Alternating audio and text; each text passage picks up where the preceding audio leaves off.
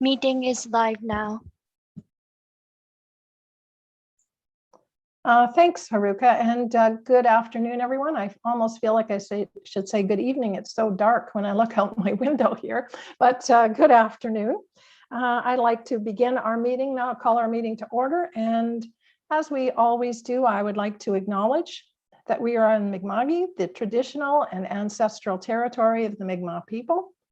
We recognize the peace and friendship treaties signed between the British Crown and the Mi'kmaq. We're all treaty people and we have rights and responsibilities as Mi'kmaq and settlers alike. So as I said, welcome. Our first item of business is the approval of the minutes which have been circulated. Could I have a motion to accept the minutes as presented? A motion. Okay, moved by Joanne. Second, Lisa. Seconded by Lisa. All those in favor signify by saying aye or waving your hand. I can see everybody today. Aye. Opposed? Motion's carried. And so I'll interrupt just briefly because I see we've been joined by Holly Gillis. Hi, Holly. Welcome to our meeting. Nice to have you here. What I'd like us to do is just say a word of welcome to you. Just tell how about you start? We'll let you tell us a bit about yourself and then we'll just scoot around. We usually speak alphabetically here, so we'll go that way. But you're new, so how about you start? Sure, new kid on the block and a few minutes late with technology. Excited to be joining the committee as an alternate. I live in Dartmouth. I'm a mom to twin 11-year-old girls. So the work of this committee and the work to come is of near and dear to my heart. I work in public health by day and involved with the community and my girls' activities at night. And looking forward to learning more and catching up and being a little bit more active at the next meeting. So I'm going to sit back and listen and soak it all in. So thank you. Yeah. Welcome. We're glad to have you on board. Haneen, how about? Welcome, Holly. My name's Haneen. I live here in Halifax. I'm a senior law student. Sorry, something just beeped. So yeah, I'm nearing the end of my law degree. And yeah, I work quite a bit with the newcomer community. And I am really excited for us to figure out our strategic plan this week. Great. Thanks, Haneen. Lily. Hi, my name's Lily. It's nice to meet you, Holly. I'm a second year Master of Environmental Studies student at Dalhousie University, and I study climate grief and how it impacts youth. And yeah, I'm excited for this meeting today and to welcome you here to join us, Holly. Thanks, Lily. Joanne. Hi, welcome, Holly. I'm Joanne, and I'm fairly new on the committee as well. I've only been here a few months, I guess. I live in Halifax. I'm a writer and a gardener, and whatever. That's pretty good, I guess. Thanks, Joanne. And Councillor Lisa Blackburn. Hi there. Welcome, welcome. My name is Lisa, and I'm the councillor for District 14, which is Upper and Middle Sackville, Lucasville, and Beaverbank. And I'm coming to you today from beautiful downtown Beaverbank. Again, I'm the council representative on the Women's Advisory Committee. Great to have you on board. Thanks, Lisa. Tanya. Hi, Holly. So I'm Tanya Boudreau. I am an instructor with NSCC, and I've been with the committee since we started there, and I'm very happy to welcome you to our committee. Thanks. I don't think Charla's here yet. Holly, Councillor Stoddard's not here. Christine Yang, she's our vice chair. Yeah, so welcome, Holly, to our committee. My name is Christine Yang, and I'm the vice chair of the Women's Advisory Committee. And I think you joined us today right on time because we are going to develop the work plan priorities. So it's a great start. Looking forward to work with you. Yeah, thanks, Christine. And we have some staff members here with us. So I'm going to start. Haruka, how about you introduce yourself? You're going to hear a lot from Haruka, so this is a good person to know. Thank you, Madam Chair. My name is Haruka Aoyama. I am the Legislative Assistant and Committee Clerk for Women's Advisory Committee. So I will be the one who's going to circulate agendas and other packages and so on. If you have any question about this committee, I'm the main contact. So nice to see you. Thanks, Haruka. And every once in a while, we get a memo from Haruka and says, I'm away. And if you got a problem, speak to Micah. So Micah.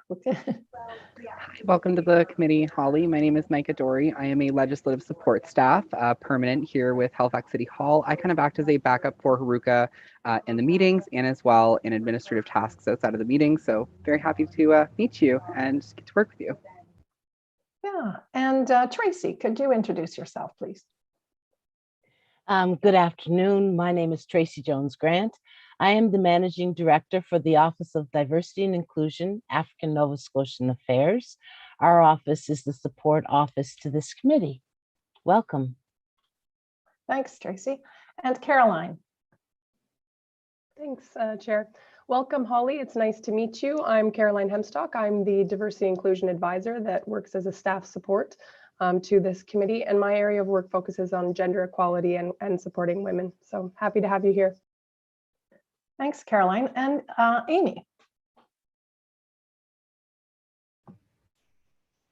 Hi, Holly. Hi, everyone. My name is Amy Breirley, and I am a program coordinator in the Public Safety Office.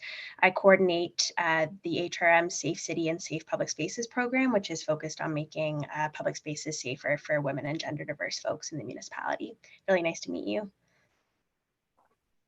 Thanks, Amy. Great. So Holly, just a bit about myself. I live here in Halifax. I retired and moved here to live close to my daughter and her family. And I spend a lot of time looking after grandchildren. It's amazing how often they get sick or have PD days. So that's what, but I've spent my life, I'm a retired professor, and I've spent my life working on women's issues, my career working on women's issues, regardless of what I've done. And it's just a real pleasure to work with all of the people that have just introduced themselves to you. This is a high power group of women, and I think you're really going to enjoy working with them. So welcome. Excellent. Thank you, everyone. Thanks, Holly. So let's move back to our next item on the agenda, which is approval of the order of business and approval of additions or deletions. Are there any additions or deletions to the agenda as it's been circulated? Okay, I would then call for a motion to approve the, I think it was an amended agenda. I don't know whether we refer to it as an amended agenda or not, but there was an updated agenda sent out, was there not, Haruka? Yes, that is correct. The revised agenda has been circulated. So if no changes being made on the revised agenda, it means that committee can just approve the order of business as presented. Okay, thank you. Thank you for that clarification. So we'll look for a motion to approve the order of business as presented. I so move. Lisa? Moved by Councillor Blackburn. Looking for a seconder. I second it. Second. I heard Lily. Thank you, Lily. Moved by Councillor Blackburn and seconded by Lily. All those in favor, please indicate by waving your hand or saying aye. Aye. Aye. Opposed? Motion is carried. I have no business rising out of the minutes. That's item number 4 that I'm aware of. Number 5 is declarations of conflict of interest. Any declarations of conflict of interest?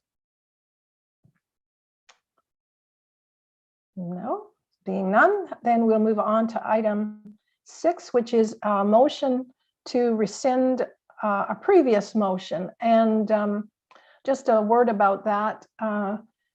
We voted on this motion at last meeting. Everybody was quite happy with it, but then we realized that we could strengthen the motion by including a reference to women, so women in particular. So I think Haneen and Lisa will move ahead with helping us rescind this motion, and then we will consider a new motion.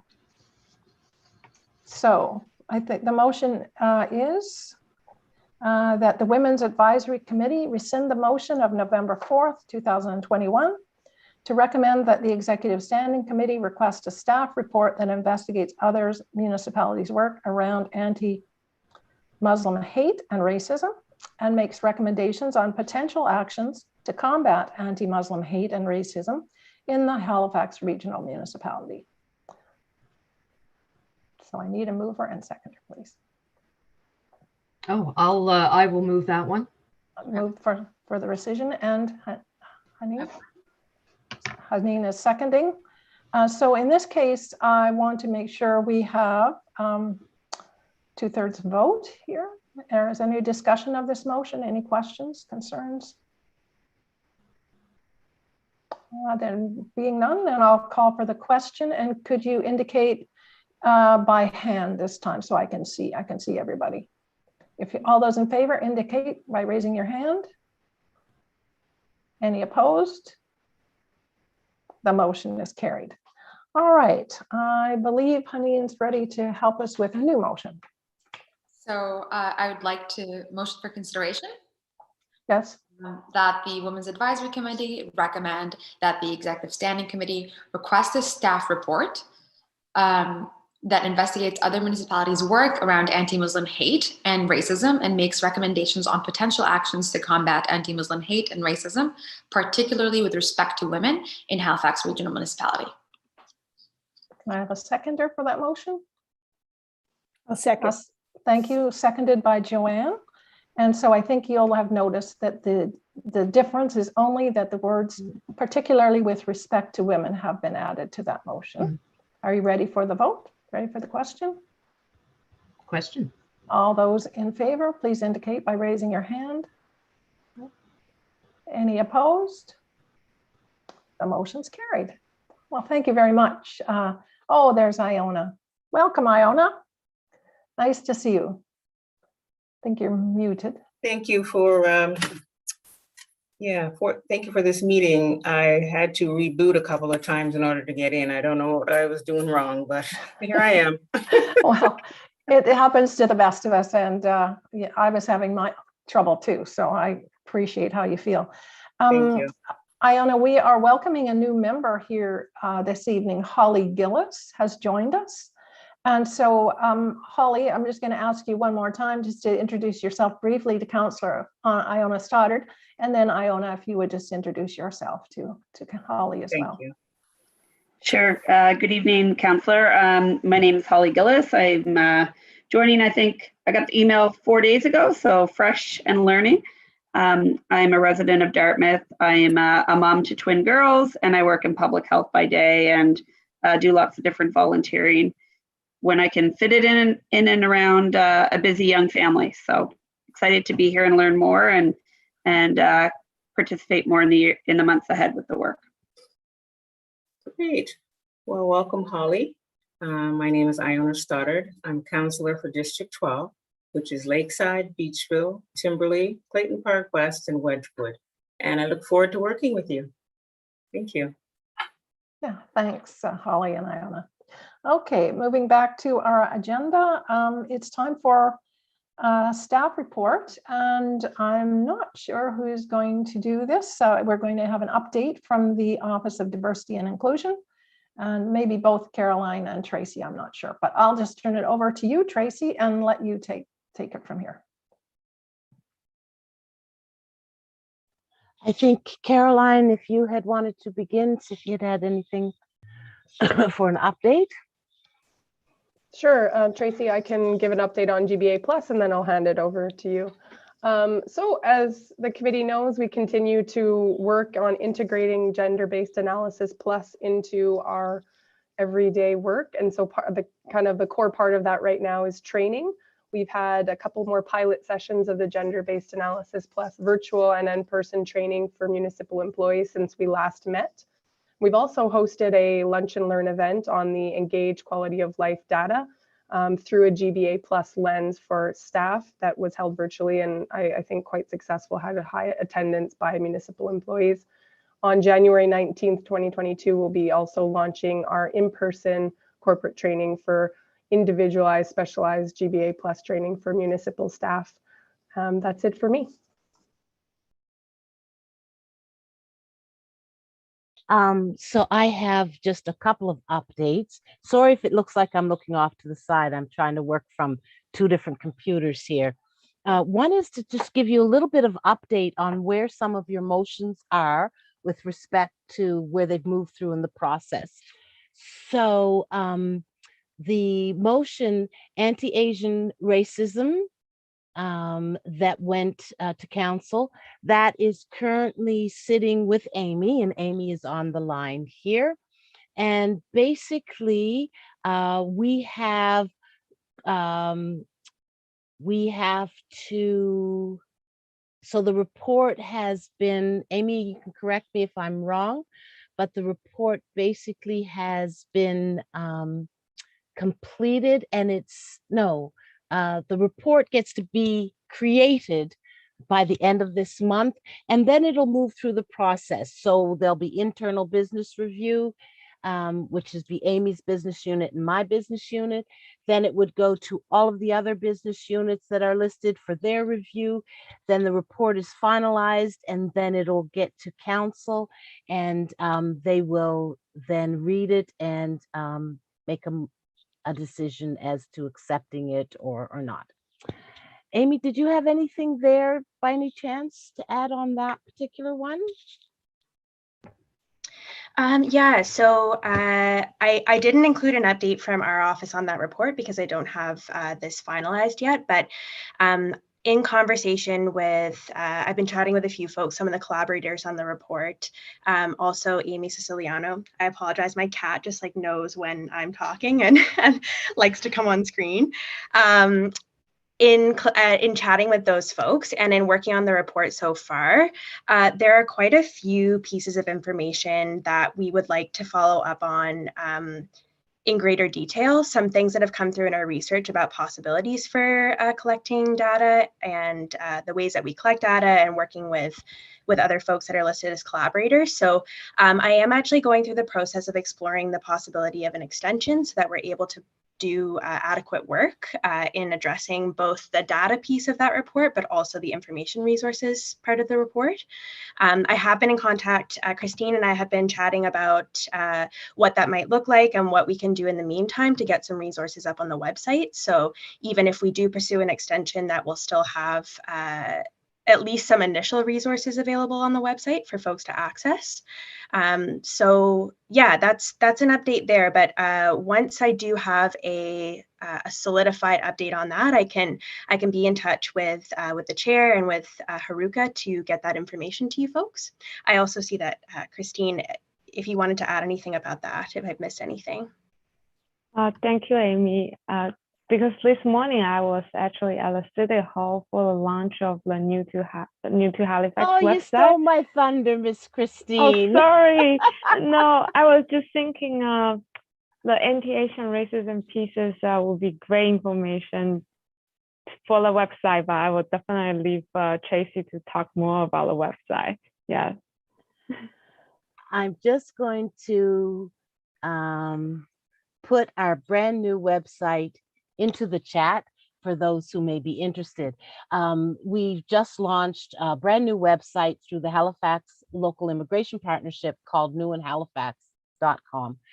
And this site will have lots of information related to whether you're settling in Halifax, whether you already live here. But one of the things that came up today at the discussions was, how are we providing information, for example, specifically related to immigrant women and public safety, domestic violence, housing, those types of things. So we're asking people to take a look at the site and give us some feedback if you have suggestions. It's a living document at the moment, but I thought it was very interesting that the community folks who were present this morning recognized that we did need to look at this site a little bit more through a gendered lens. I think you'd agree with that, Christine, that did get raised. And so that was the other piece of my update for today. The other motions, I'm into report center right now, which is where anytime a motion has been made and it's gone through the process, it ends up in this place called report center. And so I thought I would go through that to see if there was anything else related to this committee. If it's not in report center yet, that means that it's fairly new. It's still sitting with the CAO, and he would need to determine which business unit would be the lead on that particular report. So if there's any specific motion that you would like me to follow up on, please do let me know. Thank you, Madam Chair.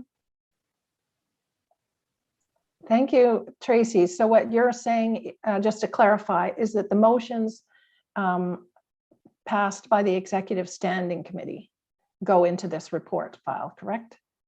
So a motion passed by Executive Standing Committee then goes up to Regional Council, and Councillor Stoddard or Councillor Blackburn, you can confirm this, but so it gets passed by Executive Standing Committee. Correct. And your motions usually read, Executive Standing Committee recommend that Council approve, blah, blah, blah. So it goes from Executive to Regional Council.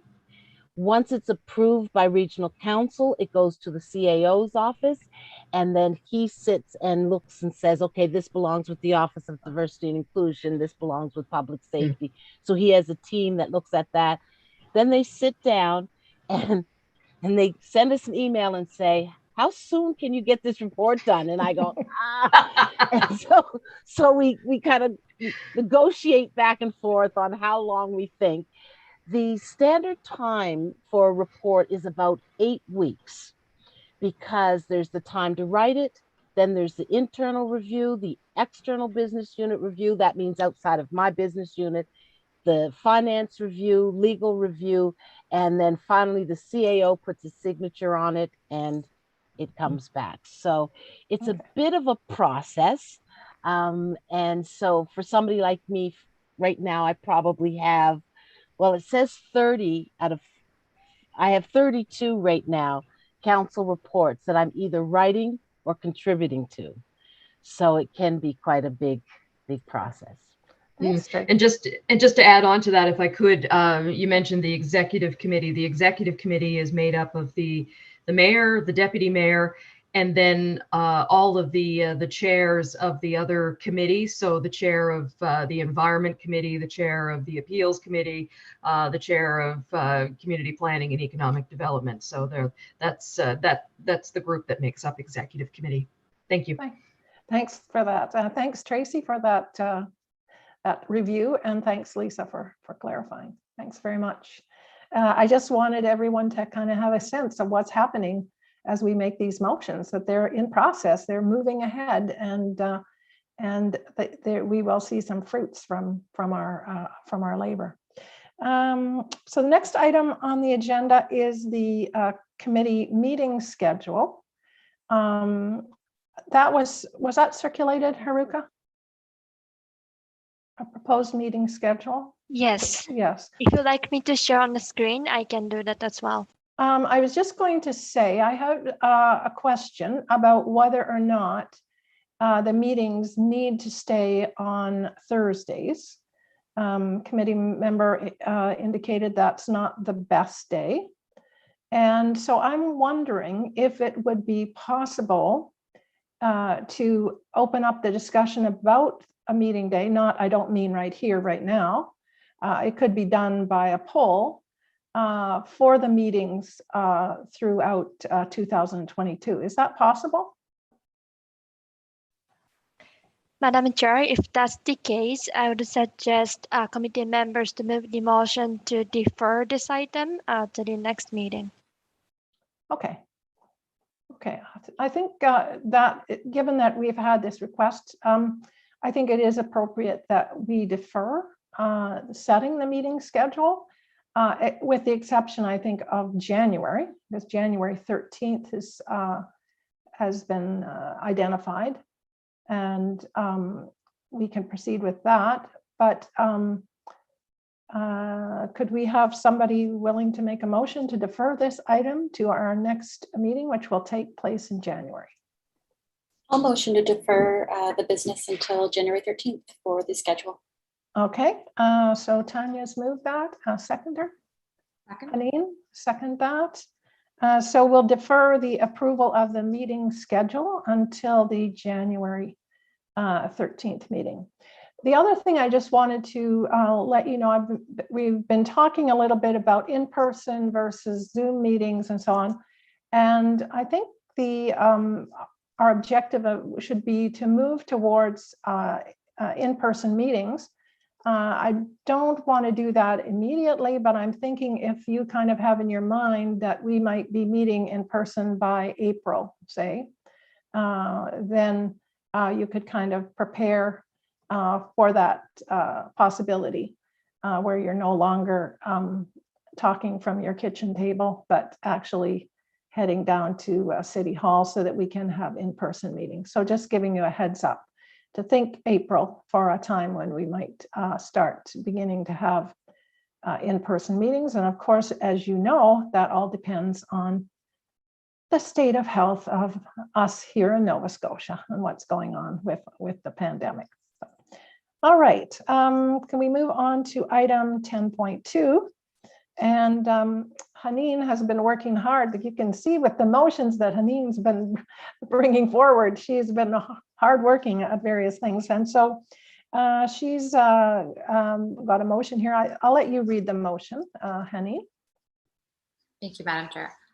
So the motion itself is that the Women's Advisory Committee recommend that the Executive Standing Committee 1, request a staff report about the use of an intersectional gender lens on housing and homelessness initiatives within the mandate of the Halifax Regional Municipality, and 2, review the recommendations emerging from the Home for Good research project attached in the December 2, 2021 request for Women's Advisory Committee consideration form.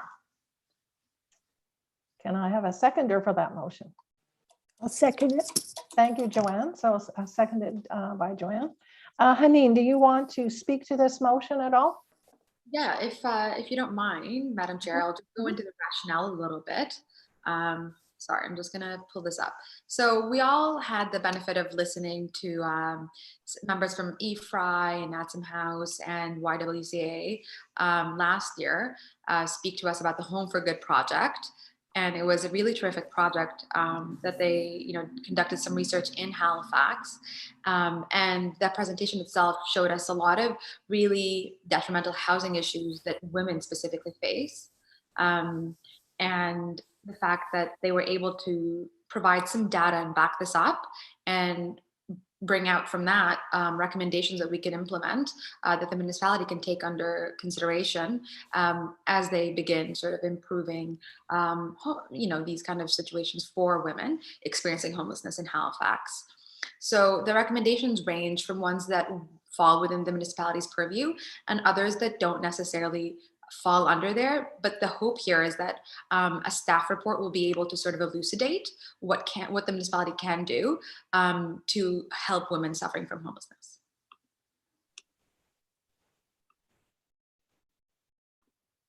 Lisa, did you want to speak to this? Yeah, just briefly, just wanted to say the timing for this could not be better because it was just at our last meeting that we voted to direct the CAO to put together a framework for a housing and homelessness, well, just basically a strategy, because that's traditionally not our area of expertise, but since we are taking on some of these responsibilities, we thought it best to have a strategy in place. So this will fit in very, very nicely with that, and perfect timing. Thank you. All right. Any comments, questions? Are you ready to vote? Are you ready for the question? Yeah. Okay. Thanks again, Haneen, for your hard work on this, and call the question here. All those in favor signify by raising your hand. Any opposed? The motion is carried. Great, good work. All right, that brings us to our discussion of work plan priorities. And let me tell you how I think we are going to try to do this, and we'll see if it works or not. We'll give it a whirl. You will recall last year what we did is we spent a meeting, kind of everybody put forward ideas that they had about things that we should focus on as a Women's Advisory Committee. And part of the reason for this is that to some extent, we are, as an advisory committee, we could be very reactive. In other words, we just do as the council asks us to do, provide advice on various topics. We could also be proactive, as we have done over the past year. But last year, we decided that in order to fulfill our mandate, we could begin by informing ourselves about various issues facing women in Halifax. So we had a lot of presentations and we learned a lot. I think I'm speaking for all of us. Some of it was pretty disturbing information. I'm thinking especially the Home for Good project, the climate issues. These are disturbing things that we learned. The racism, the presence of racism in our communities and how to address that. But we have been pretty active and pretty proactive, I would say, in kind of moving these issues forward. So I thought it would be useful for us to follow the same process, although I'm hoping we can do it in one meeting instead of two. So this is why I've been sending you emails and saying, please send us your ideas so we can put it together in a document and then we can see it in front of us. So, but regardless, some people had time to do that, some people didn't. Holly's brand new. She wouldn't have had 2 minutes to think about this. So Holly, you're going to have to sort of think on your feet. So what we will do, what I'm proposing that we'll do for the next little while is we'll go around alphabetically and we will put forward our ideas. Some have submitted them in writing and you can speak to your ideas and you can add some ideas. And you can endorse other people's ideas, whatever you like. We'll just do some brainstorming. So are you good with that? Can I begin? Because I'm going to call on Haneen right away. Holly, what we do is we go alphabetically, so by last name. So it'll be, I'll just give you a heads up, Holly. You are 1, 2, 3, 4, 5, 6 people down. So you can give you a chance to think here. So I'm going to ask Haruka to put the document up, and Haneen, I'm going to ask you to just talk a little bit about the ideas that you submitted and any others that you want to add at this time. Fantastic, thank you so much. So I submitted 3 ideas. I tried to be modest there, but so the ideas that I had, I'll start off from just excuse me a second. I mean, I'm just going to get you to slow down for just a minute till we get the document up. Sure. And then I'm going to ask Micah to make it large so we can see it on our screens. If she can just do a little bit of enlarging. Because I can't see the document. Can anybody else see the document? No. It will be up soon again. Just yeah, sure. Give us a moment, please. So yeah, so Haneen, when you see the document up, there you go. That's your turn. Okay. Thanks.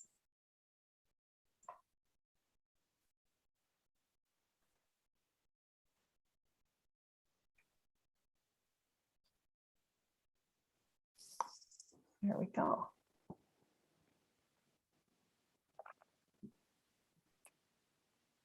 Okay.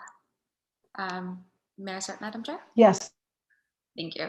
So I'll get started from the third one I actually recommended, which is discussing poverty issues. Specifically, women are at a heightened risk of living in poverty. because of the wage gap, inequitable employment opportunities, and additional just unpaid labor demands that women have to face in their respective households. And so that leads to quite a few problems for women. And so I was hopeful that we can get a few presentations from possibly Dalhousie Legal Aid or the HRM Planning Department. I know has recently launched a program called Social Policy or something of that sort that actually tackle these kind of issues. And I was hoping that we could possibly consider this as an issue for us to provide a gendered lens, as we often do. And so that was that specific point that I had there. And then the second point that I had was discussing gender wage gap issues. In that particular point, it sort of is more of within HRM and within HRM as an institution and within the organization, because that would be under the municipal jurisdiction. So discussing pay equity practices within the HRM organization, while valuing training and promoting women across all levels of HRM administration and ensuring equitable hiring and promotion of women, and just sort of getting some sort of possible presentations from members that are aware of this. And I think the third point, which is my first point up there, is discussing leadership opportunities for women. And this is one of the issues that a lot of newcomer women face is when they come to Canada, when they come to Nova Scotia, they're not really aware of the programs that are available to them. And I was thinking this is something that could be possibly integrated with the International Women's Day celebration. And if there's any way to sort of hold a symposium of sorts, some sort of event, or that allows women to come together and to learn more, of course, considering public health and what would be allowed. But that's sort of the thought process on that specific point of bringing together organizations that can help newcomer women and women in general who are looking to network, gain further education, and just really access resources. Thanks, Haneen. So what I'm going to try to do after people have spoken is just kind of try to synthesize or summarize some of the points. So when I think of the gender gap issues, very important, and poverty issues, both of those have to do with women's income, right? And you'll recall last year we chose engaging, the engagement of women in HRM and municipal issues and so on.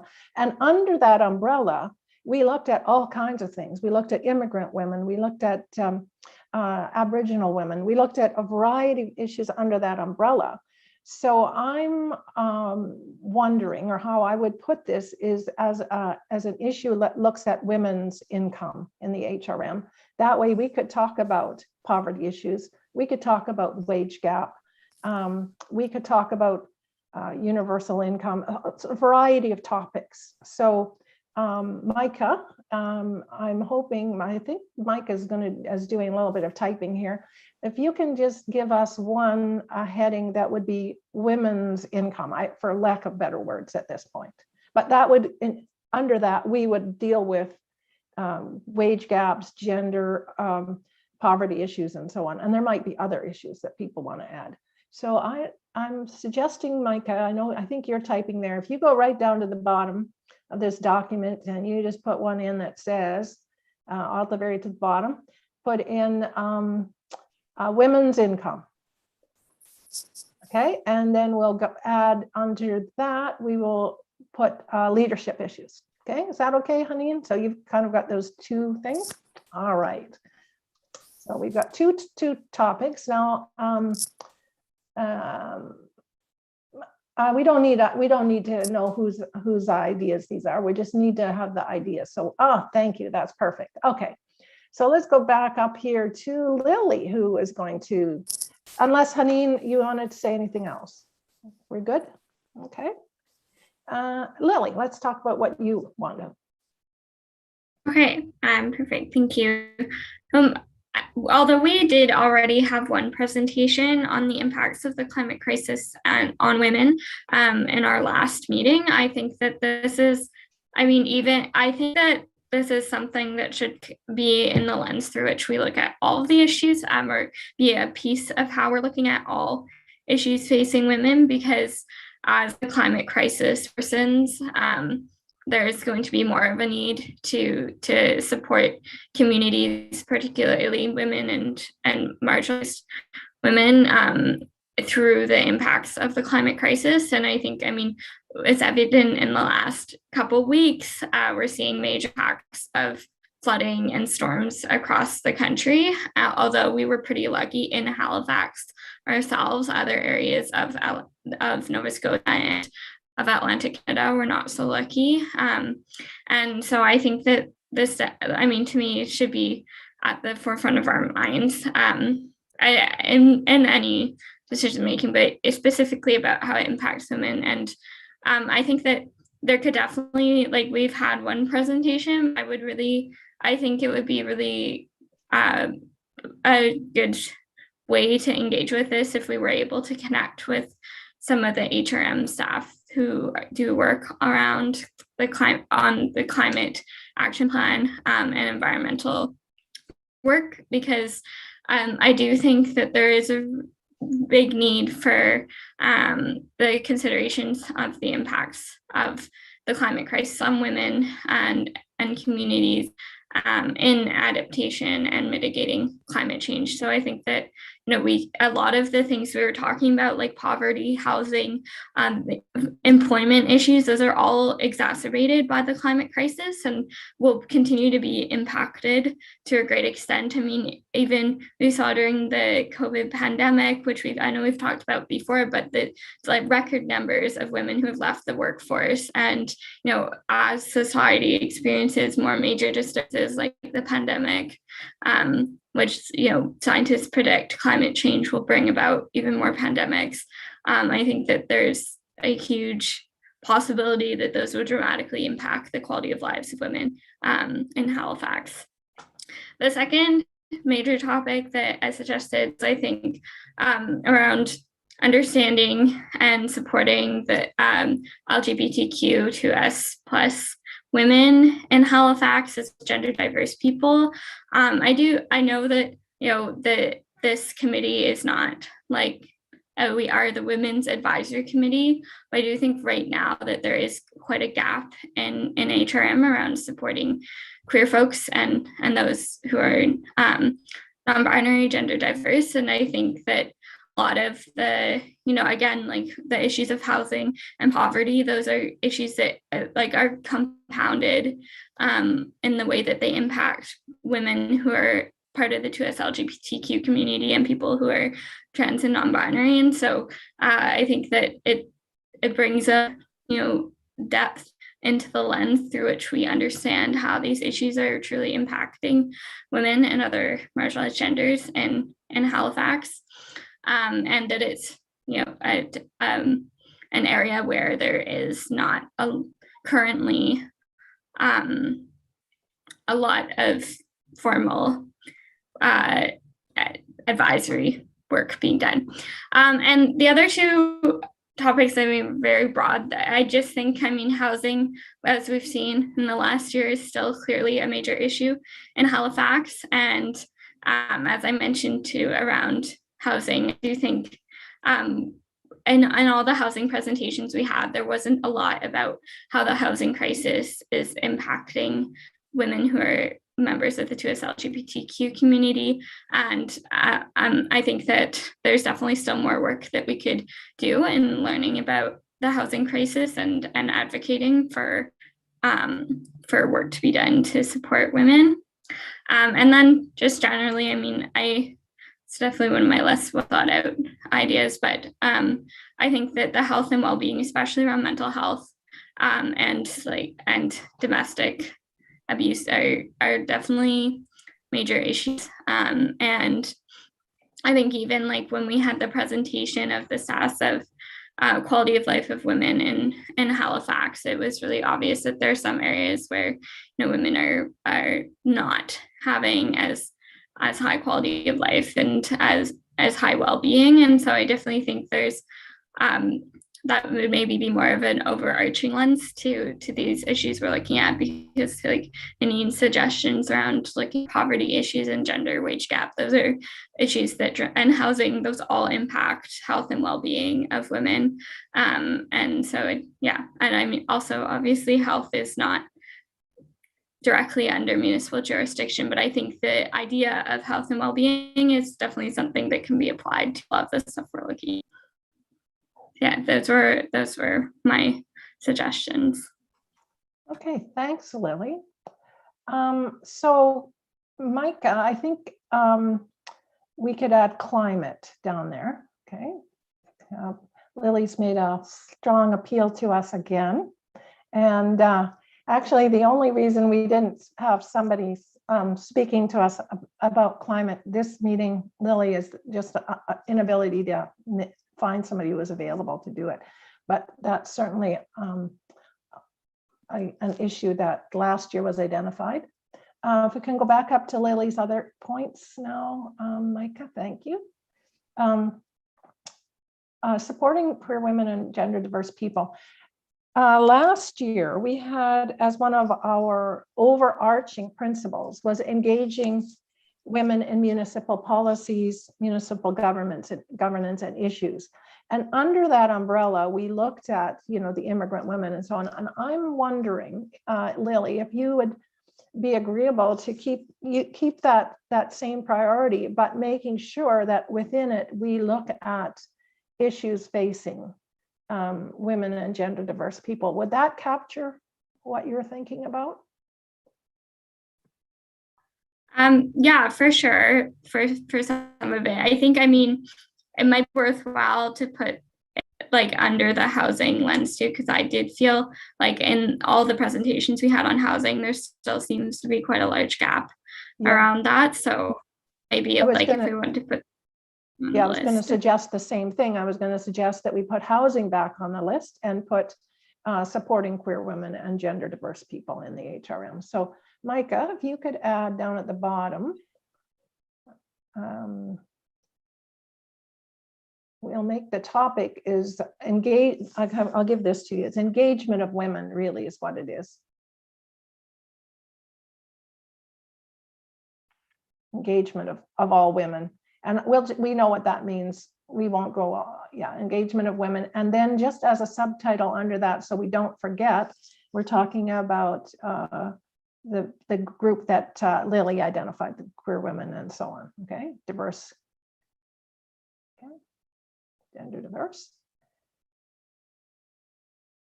And Lily also wanted to add back in housing. And again, I think, so we'll make that another topic. And again, queer women and gender diverse people. Have I captured that, Lily? Is that what you were trying to say? Okay, so the same headings, but making sure we're having a look at these other groups of people. Okay, and I just need to go back up when you're done typing. Oh, she's a speedy typer. Health and well-being. And we'll put that in. I'm not sure exactly where that goes, but there's safety and wellness. Christine has a similar one. So why don't we put health, safety, and wellness down as a topic that we can consider? Health, safety, and wellness. All right. Lily, do you think I've captured what you wanted to contribute? Okay, good. Thumbs up. All right. Joanne, I think you're next. I just got to check my list. Yeah, Joanne, it's your turn. Okay, I think I'm going to go with the second one first because it ties in a lot with what Lillian was just talking about. So my gaining a more complete understanding of the quality of life in HRM, that was feeding off the report that we got from Engage Nova Scotia, which I didn't feel represented in, and I didn't feel like it represented a lot of people, no disrespect to the hard work that they did, but that I didn't feel like it addressed marginalized communities in particular. It was very broad and pretty much would appear that everything is glorious in HRM. So I was wondering if somehow that we didn't necessarily wait for them to do the next step, but that we could address it in our work. We could bring in people to talk to us from those communities, whether, I know that the Mi'kmaq Native Center has like a lot of programs that they're doing, and they could come in and speak to us even, and we could figure out how, if there's anything we could do that would support them. And the same with the gender diverse and queer community. I don't feel like the most marginalized of that community was addressed either. So a lot of, I think of what I was referring to here ties in with what Lily was talking about as well. The first one I know is more complicated and falls into a real gray area, but I feel like I personally can't talk about safety in HRM unless we talk about the police. And a big problem with the police is that it doesn't seem like there's anybody really monitoring them, and that the Board of Police Commissioners, though, and I know that mostly they're under the jurisdiction of the province, and the Board of Police Commissioners seems to be more active now, and their own manual talks about what they might be responsible for. So that's where the gray area comes in. I know that we don't speak directly to the Board of Police Commissioners, and I know Lisa can speak to this, but if there's any way that our committee can speak to this issue that I think is a real serious issue in Halifax to the council directly, because I'm not sure how the Board of Police Commissioners reports in to the council. So lots of complications, and it could be a really gray area for us, but if there's anything we can do, I would like to see us do it. Thanks, Joanne. So I'm going to try and put yours into the list as well. So let's start with quality of life for marginalized people. Could we add that to health, safety, wellness, and add quality of life? Wellness, quality of life, or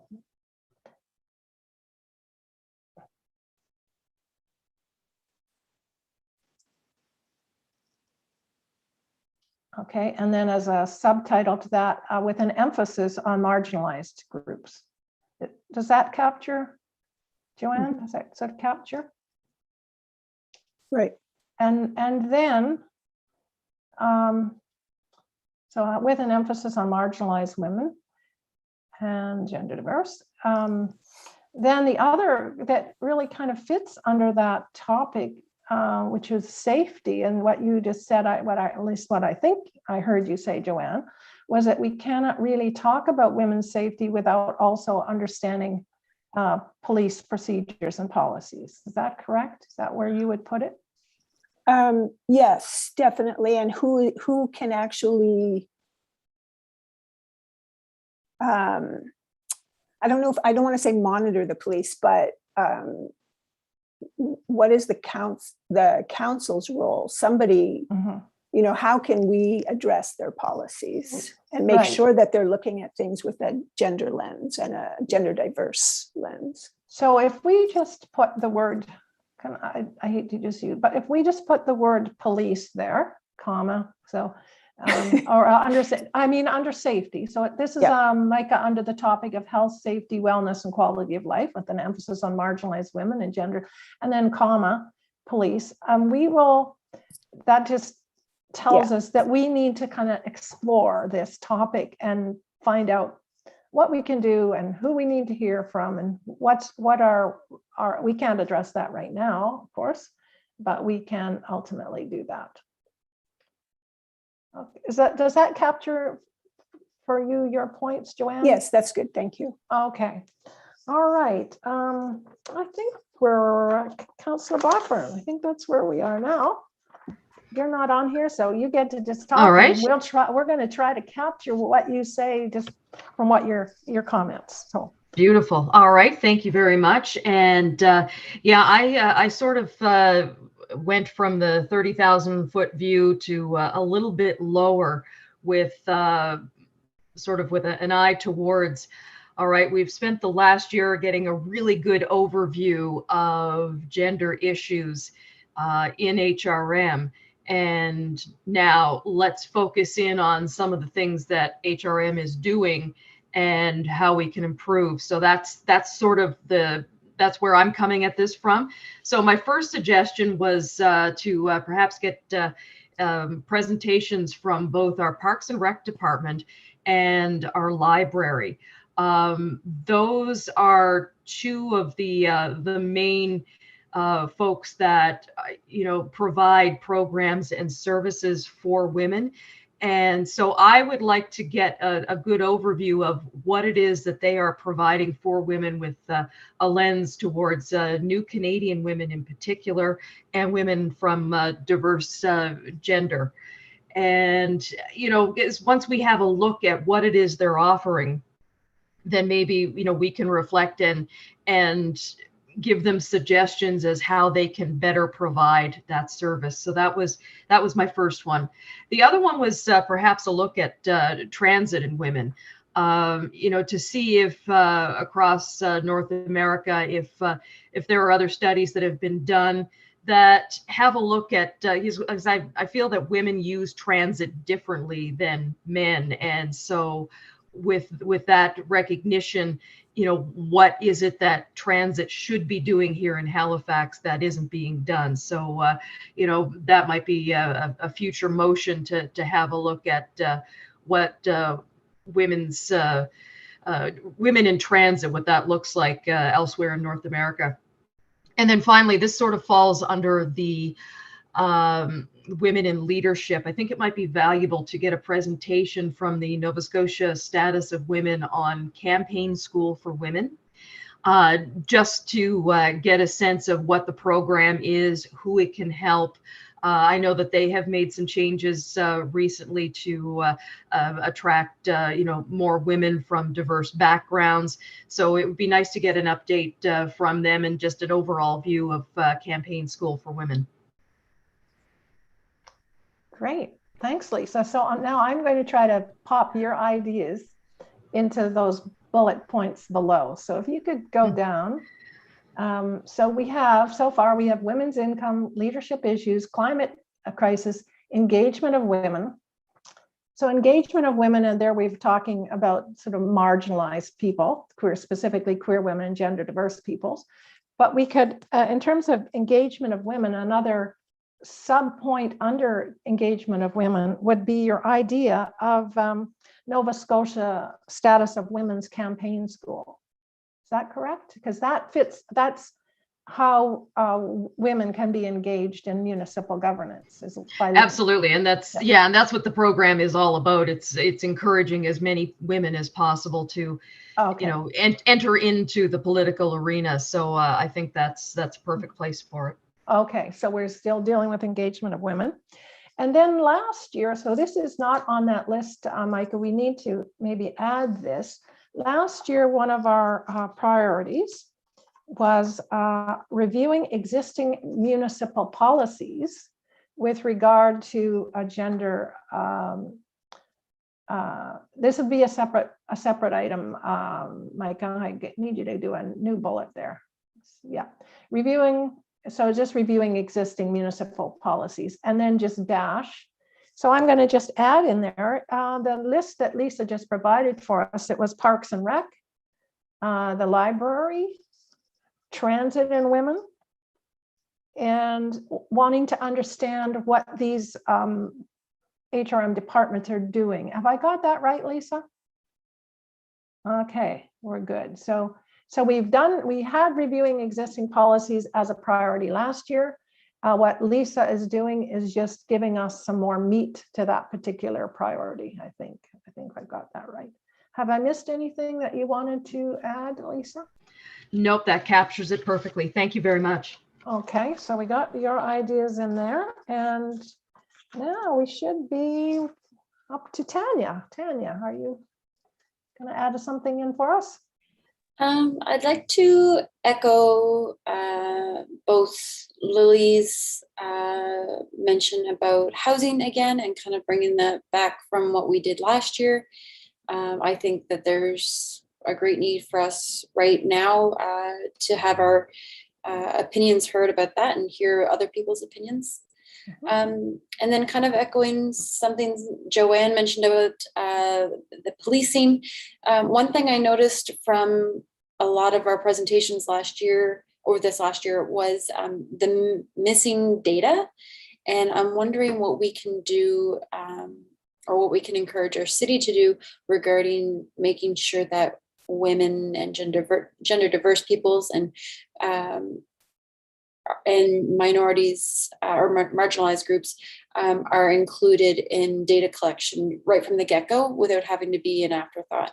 I'm not quite sure how that fits in and how much ability we would have to do that. But yeah, data collection and making sure it's a little bit more aligned with our lens so that we can better make policies in the end. Great. That your point about data collection, it really resonates with me. I'm just going to try to figure out where to add that into our list down below. Micah, if you can go down below, where do we put? Because like you said, if we don't have good data, we can't make good decisions, can we? And it seems like maybe we're not getting data.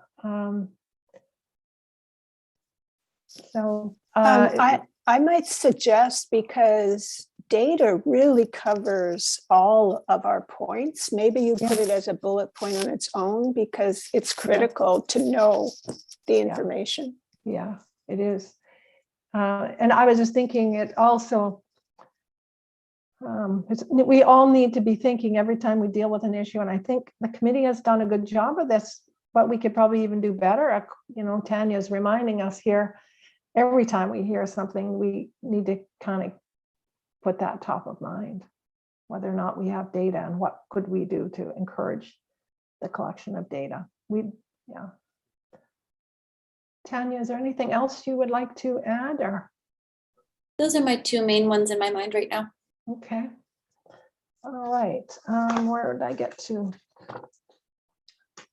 Thank you for that. Holly, do you want to lend your voice of support to any of these ideas or add any new ideas for us? Sure. So really interesting listening and lots of learning.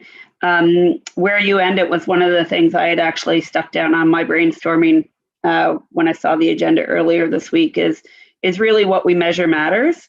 Edmonton, the city of Edmonton did a really neat women's scorecard a few years ago, pre-pandemic, and it looked at a lot of these themes and what it means for quality of life for women and girls in their community. So again, not sure on scope and still learning what's within the scope of this committee, but I think looking at that scorecard or looking at what is already measured or how does some of the good work that the municipality does can be measured in a bit of a different way to help us tell the story would be really important and give some good baseline, given this is still a fairly new committee and still continuing to work on direction and getting ahead. And the other one that was coming up for me was a bit more grassroots thinking of some of the engagement pieces. And it's really interesting to hear of some of the opportunities where within the municipality and key partners and community members have been sharing some learning opportunities. And just wondering a little bit more as I was looking at the terms of reference, thinking about like what is the connection of this committee and ourselves to different stakeholders and communities of interest and groups. I think the pandemic has been challenging, but I think often going to groups instead of having people come to us. So what are some of the best practices we want to model to make it easy for people to share their stories and their voices?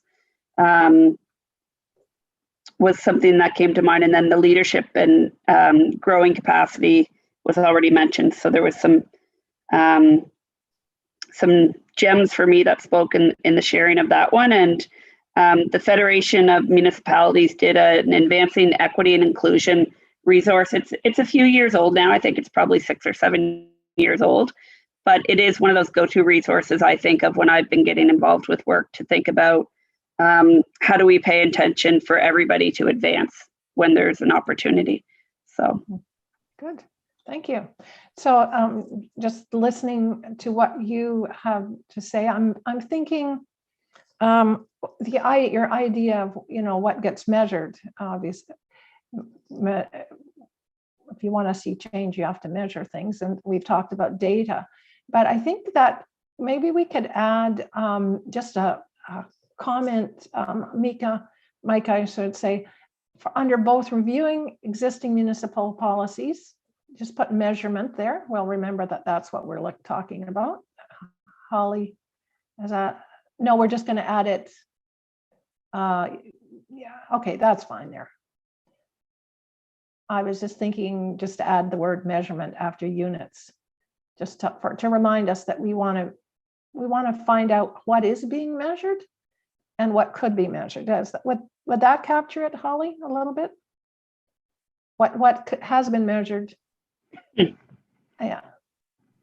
Yeah, what has been and what we could do. What we could do. And it's the same thing is true under the same comment we could put under health, safety, wellness, and quality of life. Is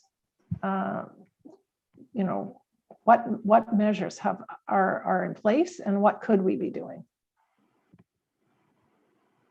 Yeah, there. And it also struck me as we were talking that perhaps leadership issues should come back down under engagement of women.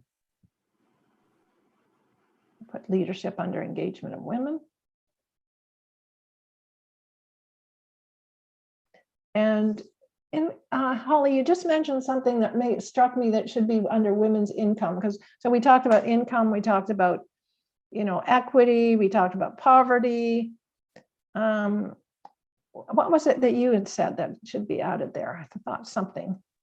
I mentioned around equity and inclusion and how are we thinking about those things, and then from engagement, thinking about what is our connection to stakeholders and communities of interest, and how might we go to them to hear their stories. Yeah, okay. So, and under, okay, so we'll just add under by leadership issues there, we'll put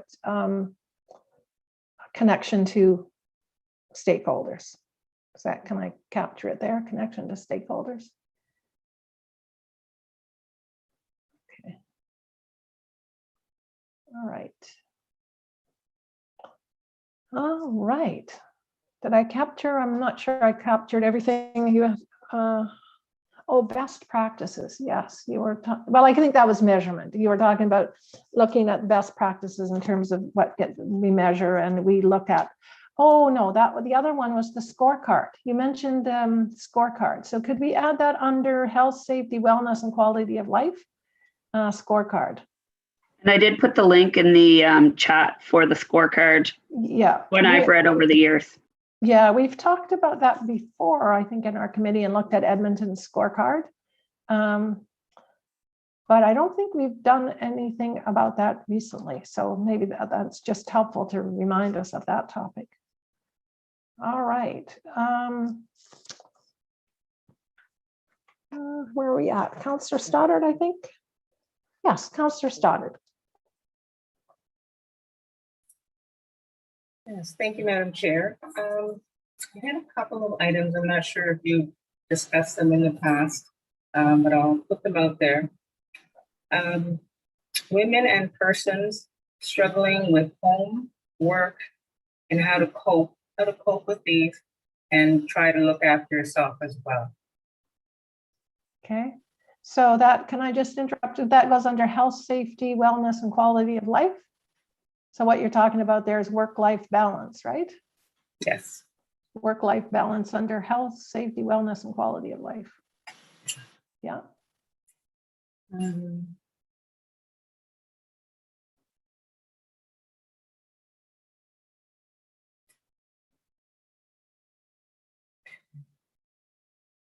Okay, the other one was women and persons living with depression and anxiety. So mental health issues, Iona? Yep. Yes. Yeah. So again, that's under health, safety, wellness, and quality of life. So mental health issues facing women that women are coping with. Yeah. And the last one I had is breast cancer. It would be nice to have maybe somebody do a presentation. But again, it's under health. Okay, yeah, so that's under health, safety, wellness, and quality of life, breast cancer. Yeah. One other thing I wanted to mention is under data, you have, collecting data, but also I'd like to see it, if possible, broken down by diverse groups. So other times we say, X amount of women on the bus got attacked. It'd be nice to see, with Asian women, women of color, but, just to break it down to see who's getting the most unfavorable responses, who, you know what I mean? Just so we can have a breakdown and say, okay, here is the issue with this group and how do we solve it? But if we just say data in general, we don't really know who is experiencing these issues. So just a thought. Yeah, I think that Joanne shares your point of view. Her point was about quality of life and kind of understanding the quality of life of marginalized women and gender diverse. Because what she was saying, I'm putting words in her mouth maybe. So Joanne, you may want to speak to this, but the idea that when we collect data, that it is representative of all women, not, so we understand what that data represents. Thank you, Madam Chair, but I was thinking that once you get the data, that I don't know if Joanne meant for it to be broken down as in yeah, that's exactly what I was talking about. The data is only as helpful as it is complete. Right. So I just feel like some of what we've gotten before is not complete. It looks at just one community, and we need to know what is happening to all the other communities, particularly the more marginalized communities. Okay, great, thank you. So I think we've got that under this health, safety, wellness, and quality of life measurements and so on. Yeah. And we've added breast cancer and okay.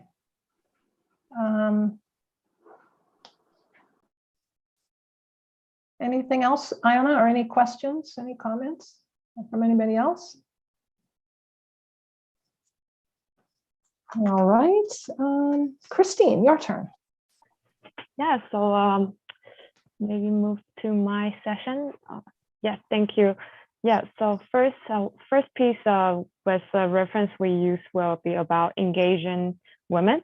So I think it's important to increase women's participation in the HIM. First one is encourage women and racialized women to run in municipal election. Earlier we were talking about campaign school. I think it's a great idea. And I did reach out to the status of women. They mentioned normally they host this kind of campaign school a year before the municipal election. So next one will be 2023. So we are in 2022. I think we still have a lot of time. And I would like to see with the city we are being proactive, no way until like so many years. So with I think earlier Haneen mentioned, for example, International Women's Day.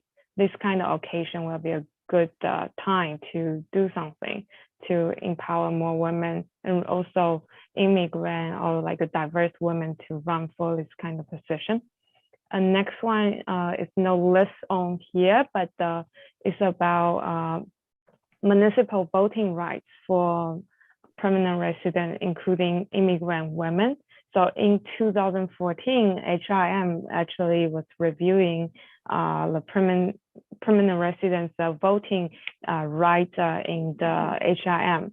And right now has been 7 years. I think it's a good time for us to revisit these items and see what can we do, or can we bring awareness about this important item. And I think a few weeks ago, the city of New York actually just passed the city of New York just passed a motion like non-citizen of New York actually who with a green card, they have the right to vote.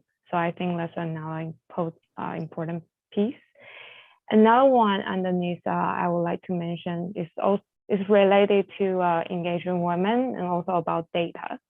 So according to research by the Ryerson University, in 2020, there's a 38.3% of women have the right, are serving with the HRM's agency boards and commissions, like Women's Supervisor is one of them, so 38.3%.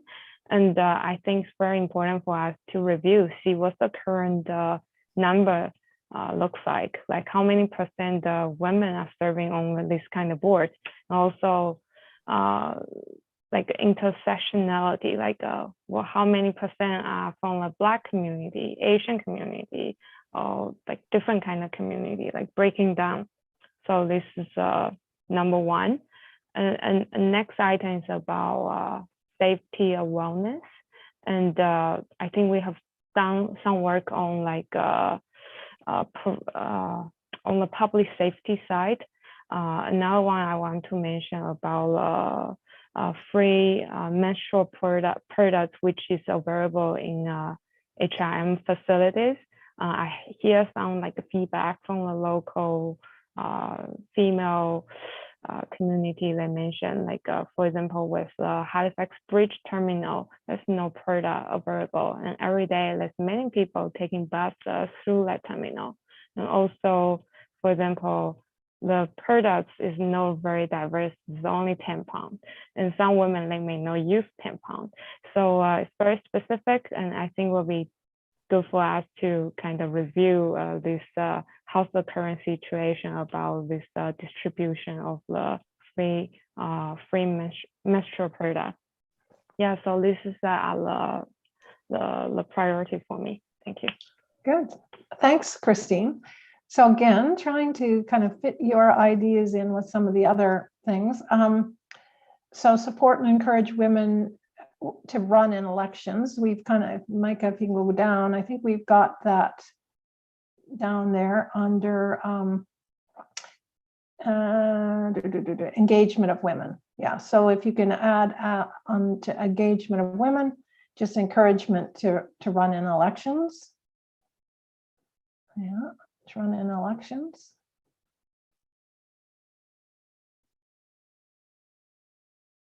And if we go back up to Christine's other points, I'm going to make you go back and forth here. Voting rights and representation on committees. So if you could, that's really also policies. That's review of HR on policies, right? So I think we've got review of existing municipal policies. That would be voting rights. We can add after measurements, Micah, right at the back there. This comma there, after the bracket. No, after the bracket. There, yeah. So voting rights and representation on committees. Did I capture that, Christine? Okay, so those ideas are captured there. And then your other ideas come under the health, safety, wellness, and quality of life. After scorecards there. So you had the specific issue of free menstrual products under health, safety, and so on. Sorry, Madam Chair, would I be able to just say something about free menstrual products? Of course. I just think it's important too, if we're going to explore that we talk about having free menstrual products not only in the women's washroom, because there are people who menstruate who I don't actually know what the current situation is. So see Caroline's put her hand up, so maybe there already are products outside of the women's washroom.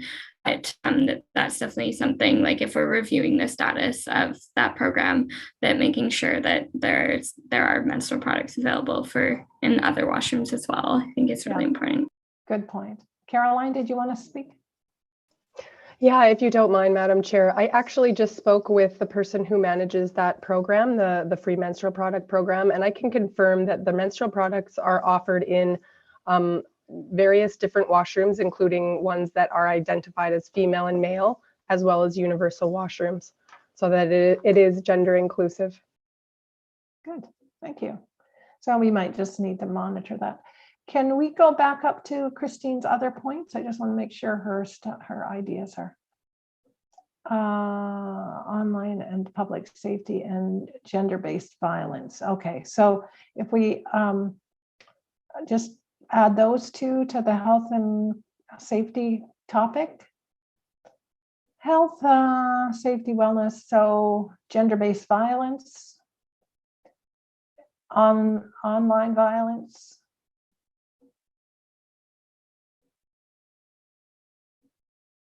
or violence safety, yeah, and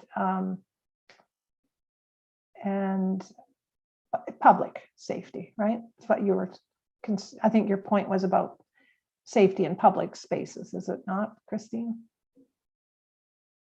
Yes, one is in the public space, so like online and public space safety. Another one is gender-based violence. Okay, all right. Yeah. All right, okay. So anybody else want to add anything on this? So let me see, I can't remember what I put for my three. Oh, I know. I had sex trafficking. I was alarmed to read that we have the highest rate of sex trafficking in the country. How do you like that? Being number one, highest incident. So sex trafficking would go under health, safety, wellness, and quality of life. It's a huge problem apparently in our high schools.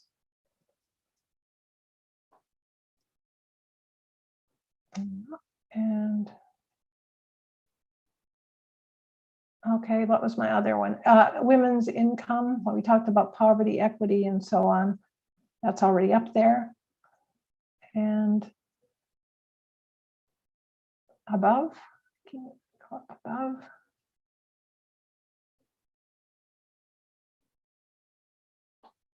Can I go up to, can you go up, Micah, on that page so I can see?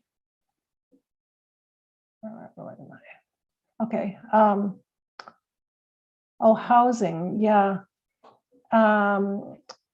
Again, I heard a presentation or a story I read about housing, and the focus of the housing was students and how students are, we talked about women being, preyed upon in situations when they're trying to obtain housing, and students have, especially female students and especially female immigrant students have a big problem with housing. So if we could add that, just students under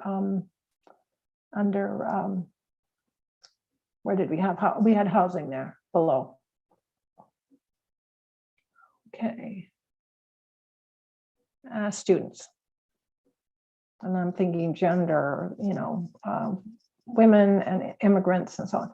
Okay, so here's what I think we have. If you can just put spaces between these major headings, Micah, that will help. So a space between, yeah, there and there, and there, and there, and data collection. Okay, and so maybe if you can pull it up so we can see those. And maybe you could, there we go. Can we see them all? Do you think we have enough ideas or work to do? All right. So what I'd like us to do is try to decide on the top 3 of all of these. So do we focus on, well, and we can put women's income under health, safety, wellness, and quality of life. With no income, you don't have any quality of life, right? So, Haneen, you had suggested that you wanted to talk about pay equity and so on and so forth. Are you okay with putting that under health, safety, wellness, and quality of life? Is that okay with you? Yes, yes. Oh, okay. All right. So we have before us 1, 2, 3, 4, 5 topics. I would say personally, I think we just need to keep data collection in our brain for every single thing we talk about. Measurement, as Holly reminded us, making sure we're aware of what is being measured and what could be measured. So that gets us to 4, engagement of women, reviewing existing municipal policies, housing, health, safety, wellness, and quality of life.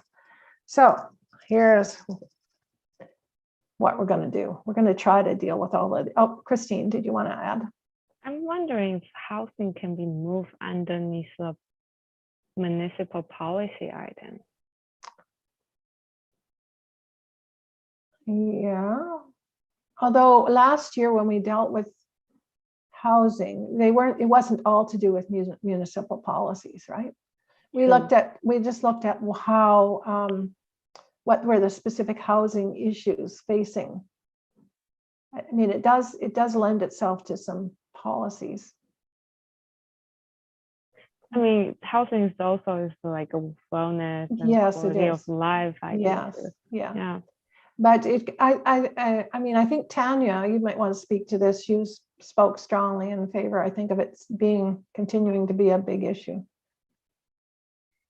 Yeah, I think they do tie well together, housing and health. However, I do think that housing is a broad enough and strong enough category, and it's to hold its own space with its own subcategories. But obviously, that's open for discussion. So. Okay.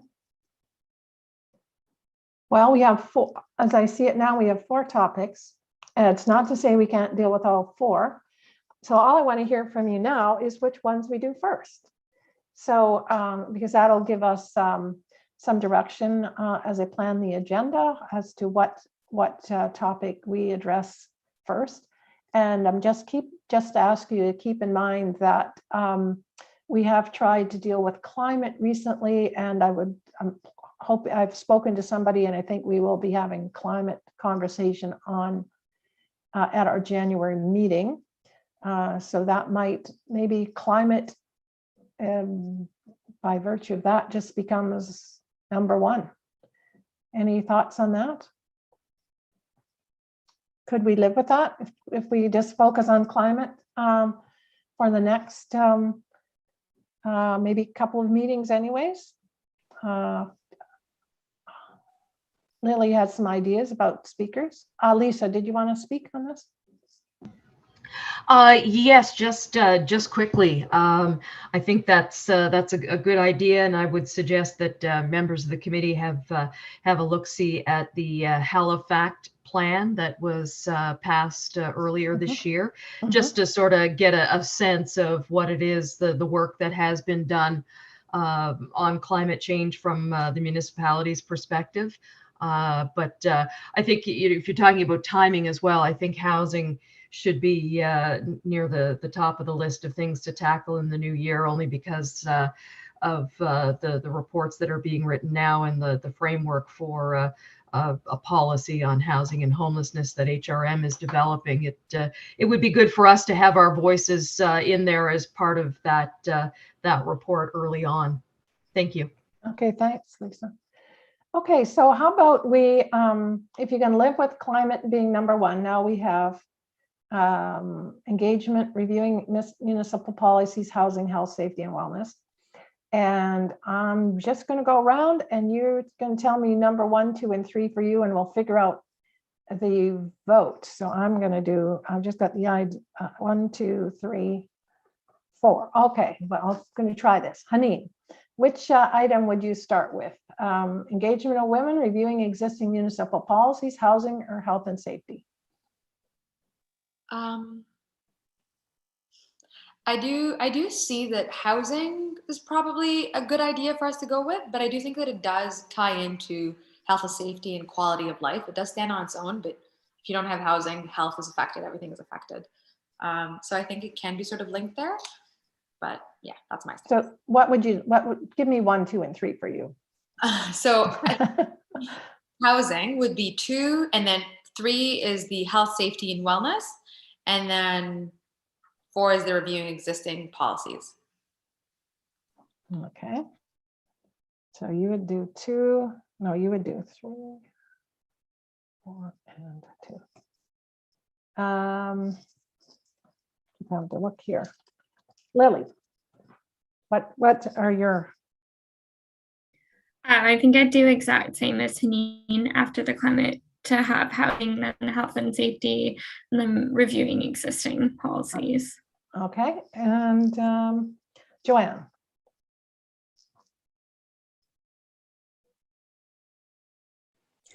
I think I would do it a little differently, because I see climate, you can't get rid of it, it's everywhere. And I know that's probably not a fair choice, but I would do health, safety, and wellness, housing, or maybe housing, health and safety, and reviewing existing municipal policies. Okay. Oh, engagement of women. Oh, you do engagement of women first. Okay. No, that would be the 4th. Oh, that would be your 4th. Are we doing 4? Sorry. I was going to give you, by virtue of other votes, that has become 4. But I was just giving you 3, just to make it easy for myself. Just to make it easy for myself. Lisa. I'm in the same camp. If we're doing climate crisis in January, then I think housing, health and wellness, and policies. Okay. Tanya. I agree with Councillor Blackburn. So housing, health and safety, and policies. Okay. Looks like we got pretty clear direction here. Holly. Housing, health, safety, and I have to give 1 to the data. Okay. 1 to data. Okay, all by itself. All right, Iona. I lost her. Maybe she had to leave. Okay, Christine. First one will be housing. Right. And the second one, I'm thinking, because March is approaching us very soon, so I'm thinking about the engagement of women. Mm-hmm. And then next one, I will support on data, as a lot of work with like the anti-Asian racism, also earlier talking about the ABC, so I will go for data. Okay. Iona, I didn't get to hear yours.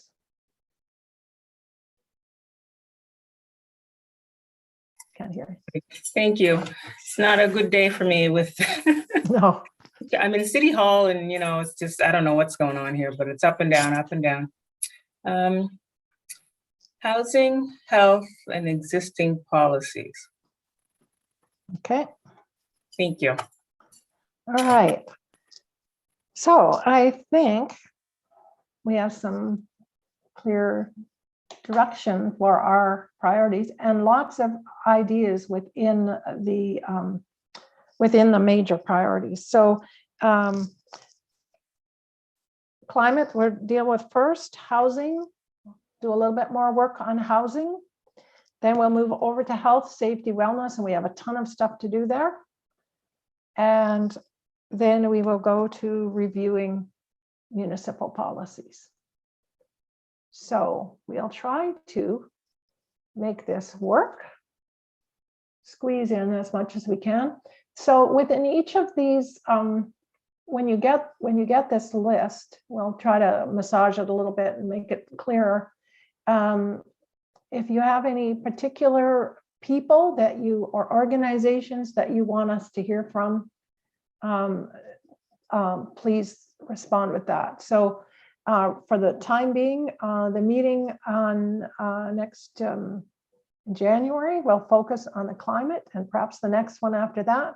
And we will, maybe we even add something on housing. I take note of what you were saying, Lisa, about it being very timely to focus on housing. So maybe we need to add that in at the same time as we're talking about the climate. And Haneen wants to speak. Thank you, Madam Chair.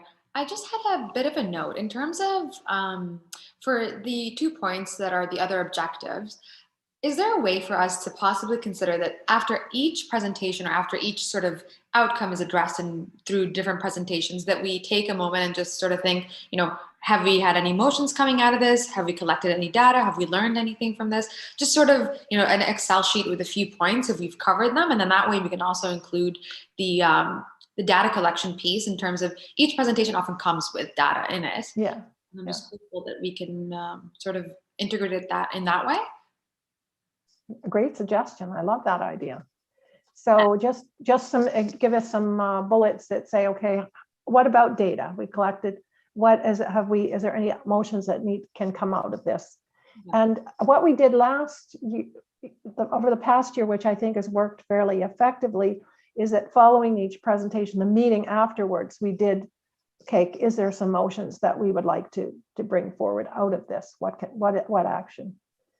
So the same data and action. What was the other point you made? So data, and if we had an action from it, and then if, you know, a pointer, you know, moving forward, this is what we would want more from the next presenter or something like that. You know, what would we want to improve on? Okay. Yeah. Good. Thank you. I had one more piece, if that's possible. Sure. Yeah, I think we're good for time. Just let me look. Yeah, we have 4 more minutes for this topic. So with the engagement of women piece, I do know that, you know, as we build up towards the International Women's Day, Carolyn tends to come in and, you know, give us a bit of an update of how things are going. And I wonder if that could be the time where we just sort of put in a few things and a few thoughts and a few pieces with the International Women's Day. And then that way, at least that outcome is also slightly addressed, because regardless, we'll be helping out hopefully with International Women's Day. Okay. Good suggestions. Okay, anybody else, any concluding comments or that anybody wants to add here? Well, thank you very much for your great suggestions. We could keep 3 committees going full time with all these ideas. I do appreciate your thoughtfulness about this and on the things that we are able to look at, and we will do our best. I basically think a lot about this, who the people should be, you know, calling on the people you suggest, and Christine's involved in our agenda planning too. So we'll do our best to make sure we're bringing the items to you that you want to hear about. And if at any time you feel like that we're missing something, that please don't hesitate to comment, because the objective here is to focus on the things that are most concerning to you. And I think by doing that, we'll be addressing the issues that are most concerned to most women in the HRM. So thanks for that. All right. Our next item on the agenda.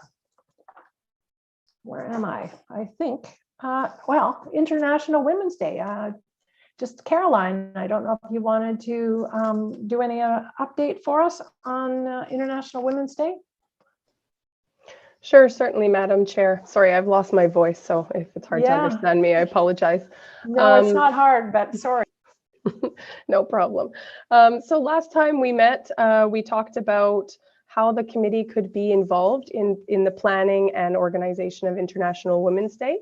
And we got some advice and support from the clerk's office in terms of what would be the correct governance approach for seeking input and advice. And the clerk's office, and I definitely invite Haruka to speak up if she has anything to add, but mentioned that the best way is within the forum of this committee in these meetings. So just like last year, I'd like to come and ask the committee for your input and guidance on the planning of the event, and particularly with regards to the theme. And what are some of the important issues that you are seeing in your community as well as with your lived experience as a woman. What's happening this year? What's important? What do you think should be on the agenda of International Women's Day? And you don't have to answer that now. Certainly, if we want to have a discussion now, that would be wonderful. But I know folks might need a little bit of time to think about what that looks like. I'm happy to also circulate to the clerk's office a memo with that same question. And if you like, we can discuss it at the January meeting. But really, what are the most important things from your perspective and in your community? And I will share that with the planning group that meets every month up until the event in March, which is probably going to be a virtual, and it's going to be a hybrid in-person and virtual event.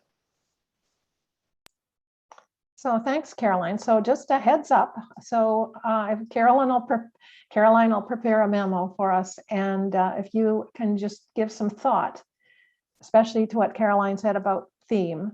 If there's a theme that you think would be appropriate for this year's celebration of International Women's Day, Carolyn would be happy to take that forward to the planning committee.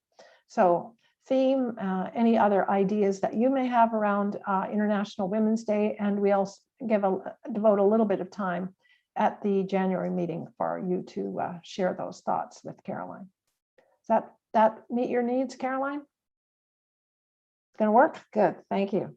Our next item on the agenda is an update on regional council, but I don't know exactly which of our councillors. Oh, Lisa. Okay, thank you, Lisa. It's going to give us a little update. Yeah, just briefly, I know that the meeting minutes are included as part of the agenda package, but I just like to run down the quick Coles Notes version. So here we go. Since our last Women's Advisory Committee meeting, Regional Council has met twice. During our November 9th meeting, we voted to add the Dartmouth Common to the list of HRM parks to get winter maintenance. We approved allocating $3.2 million towards the purchase, installation, and maintenance of modular units at 2 sites to accommodate our residents living rough in the city. We've awarded a tender to start work on the Halifax Commons Aquatic project. So this is the redesign of the pool at the Halifax Common. It'll be accessible. It'll be net zero. It will include an outdoor public pool, a splash pad, an aquatic building, a shade structure, a couple of them actually, and some new landscaping. We also set the wheels in motion to establish a partnership with Research Nova Scotia. So the purpose of this will be to develop a coordinated research approach to address some of our municipal challenges. We also voted to direct staff to hire an independent consultant to identify the conceptual boundaries for an expanded Sandy Lake Regional Park. And we want that information to be based on environmental information on the area. At our November 23rd meeting, Councillor Pam Lovelace was voted by her fellow councillors to serve as deputy mayor for the next year. We adopted the municipal electric vehicle strategy. The strategy lists directs and indirect actions that are required that basically what HRM needs to do to accelerate the transition to electric vehicles here.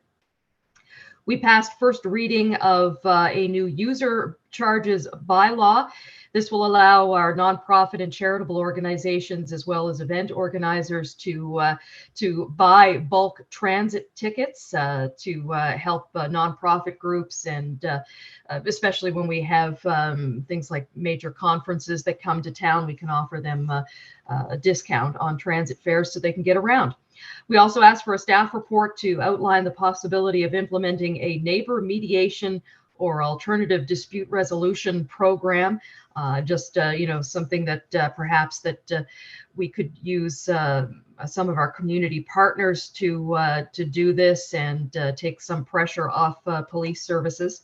Also asked for a staff report to define the service standards and maintenance guidelines for grass cutting and tree trimming around HRM. So that would include parks and playgrounds, the sidewalks, the right-of-way areas, and have basically the standards and maintenance schedules published online. Very similar to what we do right now with our snow clearing standards. So that information is available and accessible to everyone. And finally, we started the budget process. We voted on the fiscal framework and directed staff to prepare their budgets for presentation starting in February. And I'm sure you all heard the 5.9% number that was kicked around, recognizing that that is just a very, very base starting point. It doesn't take into account the surplus that we have from this year's budget right now, which is roughly at around $20 million. It also doesn't take into account the dividends that we're expecting back from the transfer tax. Both of the information on that we should know by the end of this year. Of course, that recognizing that we've got a number of financial pressures that we have no control over, one of which is the new RCMP. They just negotiated their very first union contract, and that will see the RCMP contract cost to HRM go up significantly. So again, we try to keep the budget down, any tax increases to a bare minimum. It's not likely going to be zero this year, but we're going to be working hard to chip that number down as much as possible. One of the things that is proposed is a 3% levy on that. It basically would be a climate change tax. It would be used to help implement some of the programs and plans that we have for Halifax to better protect us from climate change. And that's my report, Madam Chair. Thank you, Councillor Blackburn. Any questions or comments for Councillor Blackburn?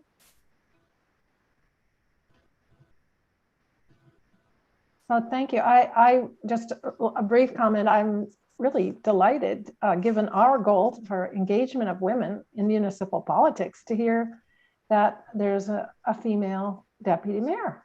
And I just wonder if our committee, given that it's one of our goals, might just want to send a little note to Councillor Lovelace and congratulate her on this appointment. She would love that. She would absolutely love that. It would mean a lot coming from this group. Yes. Would anybody entertain a motion that we send a note of, that I send a note of congratulations to Councillor Lovelace? Hanine's going to move that. Do I have a seconder? I'll second it. Lots of seconders. Chris, Yeah. I saw Christine first. All those in favor, raise your hand. Okay, motion is carried. Thank you. Yeah, so that's good news to hear that. I think we're just about at the end, but I just realized that and I don't know, Haruka, I should have asked you about this before, the proper place to do this. At the last meeting, the committee asked me to be in touch with the people that were asking us to participate in a survey about anti-Asian racism, and we had missed the deadline. So I and Lily suggested, I believe, that we contact them and see if we could participate. I did do that. They told us we did miss the deadline, and that was done. But it began a conversation with these people, and I expect that they will be back in touch with us to see whether or not there are ways that we can participate in that endeavor. So I'll keep you posted. That maybe we just do that by email. So that's really all that. I don't know where I should have reported that. Maybe that was when the minutes were being approved. I don't know. All right. Any other items? Holly, you're the newest. How are you doing? Keeping up? Yeah, my technology is glitchy tonight, but learning lots. So apologies for this on and off. Good. Well, nice to have you on board. Welcome. We really appreciate having you here, and we hope that you enjoy your involvement. So keep in mind that we'll be getting a kind of a poll about meeting time, meeting date, a day of the week, and but for the meantime, in the meantime, we'll be having our next meeting on Thursday, January 13th, 4 p.m. till 6 p.m.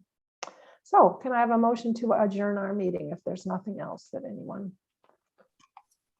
Christine has moved to adjourn, and we're done. Good. All right. Thanks so much, everybody. Thank you all. Thank you. Yeah. Bye.